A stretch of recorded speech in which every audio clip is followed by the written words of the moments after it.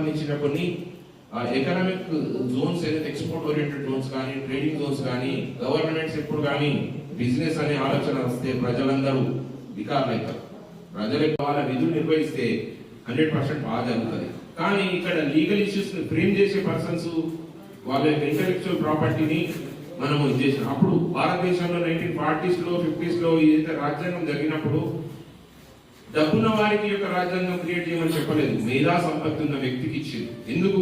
ఆయన మాత్రమే మన మనిషి మనుగడను, మన జీవితాన్ని, మన యొక్క ఉద్యోగాలను, మన యొక్క ఉపాధిని కల్పించగలిగినటువంటి కెపాసిటీ, మన యొక్క ఇండివిజువల్ గ్రోత్, సోషల్ గ్రోత్, అలాగే వెనుకబాటుతనాన్ని ముందుకు తీసుకుపోవడానికి రచించిన రాజ్యాంగం ఏదైతే ఉందో మనందరికీ ఒక ఆయుపడు. అటువంటి వ్యవస్థల్ని ఇప్పుడు వచ్చే రాజకీయ నాయకులు కలుషితం చేయకుండా ఈ మధ్య జరుగుతున్నది మన ఆర్మూర్ ప్రాంతంలో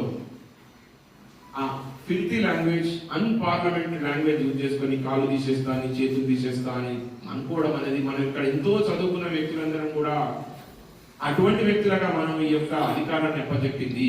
వారి వలన మనం పరిపాలించబడుతున్నాము. ఇక్కడ ఉన్నటువంటి చాలా మంది స్కాలర్స్ ఉన్నారు, పీజీ చేసినారు, గ్రాడ్యుయేట్ చేసినారు, ఎంతో చదువుకున్న వ్యక్తులు మౌనంగా ఎదుర్కొంటున్నాం. మనం ఎవరో ఒక వ్యక్తి, చదువు రాని వ్యక్తో, లేదంటే నైతిక విలువలు లేని వ్యక్తో, లేదంటే సమాజం పైన అవగాహన లేని వ్యక్తితో మనం ఎందుకు పరిపాలించబడుతున్నాం? బానిసత్వం ఎందుకు? ఇంకా రాజకీయాన్ని ఒక అంటరానితనంగా చూడకండి. ఎవరో వచ్చి ఇక్కడ ఏలాలా, ఇక్కడ ఆర్మూర్ ప్రాంతంలో ఉన్నాం మనం, ఎక్కడి నుంచి వచ్చి పారాషూట్ వచ్చి ఇక్కడికి వచ్చి పైసలు తీసుకుని వచ్చి డబ్బులు ఖర్చు పెడితే ఓట్లేసి ఎమోషనల్ బ్లాక్మెయిల్ చేసుకుంటా ఇక్కడ వచ్చినటువంటి వ్యక్తులకు నేను అదే చెప్తున్నా.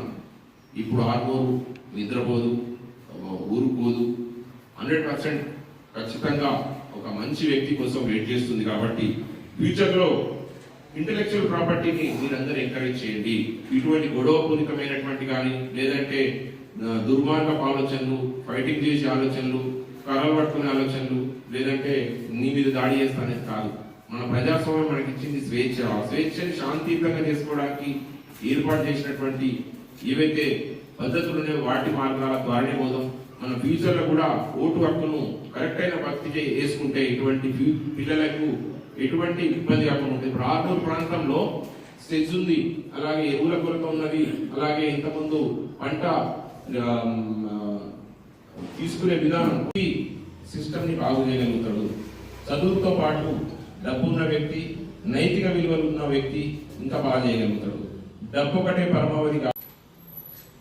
డబ్బు సంచులు తీసుకొని వచ్చి ఒక ఆధిపత్యాన్ని కోరుతూ నాకు మినిస్ట్రీస్ కావాలా, లేదంటే నేను ఎమ్మెల్యేగా తయారైపోతా అనే ఒక వ్యవస్థనే నేను అందరికీ అడుగుతున్నా. విద్యా అవకాశం ఉంది కాబట్టి కన్సర్న్ స్టేట్స్ కూడా ఆ డిపార్ట్మెంట్ సంబంధించిన వాళ్ళు ఎక్కడైతే లీకేజ్ జరిగిందో దాన్ని ప్రాపర్ గా మెయింటైన్ చేయాల్సిన పరిస్థితి ఉండేది. వాస్తవంగా పిల్లల్లో విద్యా వ్యవస్థ పైన, రాజకీయ వ్యవస్థ పైన, సమాజం పైన, ఉద్యోగాల పైన, ప్రభుత్వాల పైన, మినిస్ట్రీస్ పైన, ప్రతి ఒక్కరి పైన పిల్లలు ముందుకెళ్ళినా కానీ ప్రభుత్వాలు ఆ రకంగా కర్కశంగా కొట్టకుండా ఉండాల్సింది. సో వాటిపైన ఏ రకమైన చర్యలు తీసుకున్నారు?